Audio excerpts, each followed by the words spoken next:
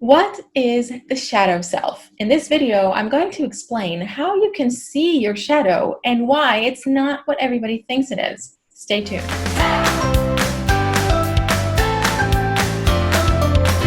Hey there, everybody. I'm Tal Mandelbaum. I'm a psychologist and a spiritual teacher bringing you secrets of life, understanding who we are, why we're here, and what we can do to experience true happiness, joy, expansiveness, and higher consciousness. So stay tuned. Today we're going to talk about the shadow self. So I've seen people talking about this concept, and I actually don't use it so much because I refer to the shadow as the ego. And the ego is our desire to receive for ourselves and our focus on ourselves. Now, this trait, this mechanism that we have is really what we're born with, and it defines all of us to begin with. Before we start going on a journey of higher consciousness, of spiritual development, all we have is our ego that is constantly pushing us in our life, wanting more, wanting to be happier, wanting to have more. And this is great. This is our nature. But at some point, right, you begin seeking spiritual answers because you feel the ego itself feels unfulfilled. And it evolves to a level that it begins to sense that there is something more to know. And it's actually that point that begins to put you in touch with your higher self. That place that when you achieve it, you will be able to look down at your small self, your ego, or what I would call the shadow self, and see it for what it is. Until then, all we are is this shadow. Now, why do I say that?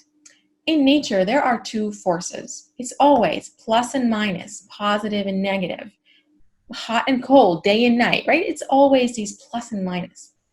Now, I would also say that the plus is the giving force and the minus is the receptive force, right? Like we have a womb, which is the negative receptive place that can grow life, but it needs that plus. It needs that sperm that comes from the male, which is the giving force. So the negative or the receptive isn't really bad. It's just as necessary as the positive.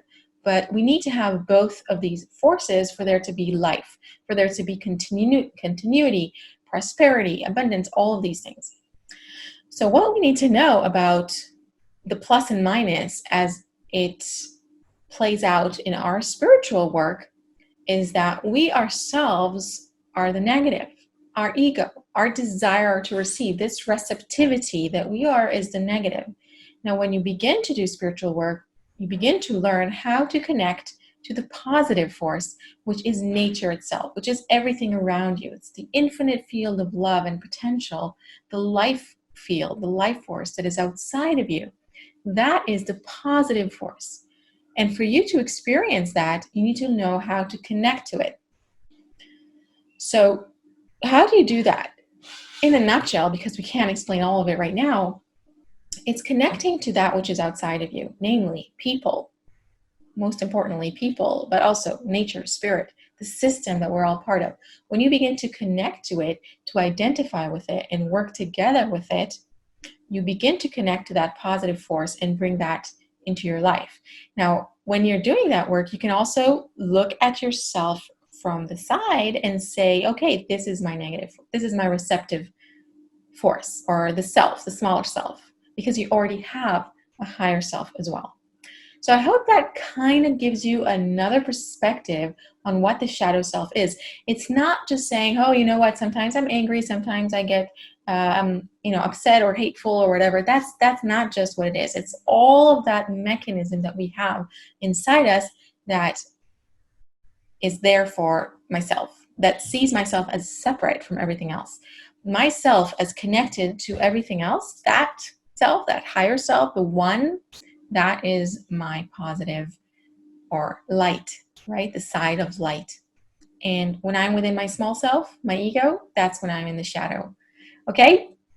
Of course, these are just concepts that I'm trying to help you see from another perspective, but there's so much more to learn about the Kabbalistic perspective and this amazing path.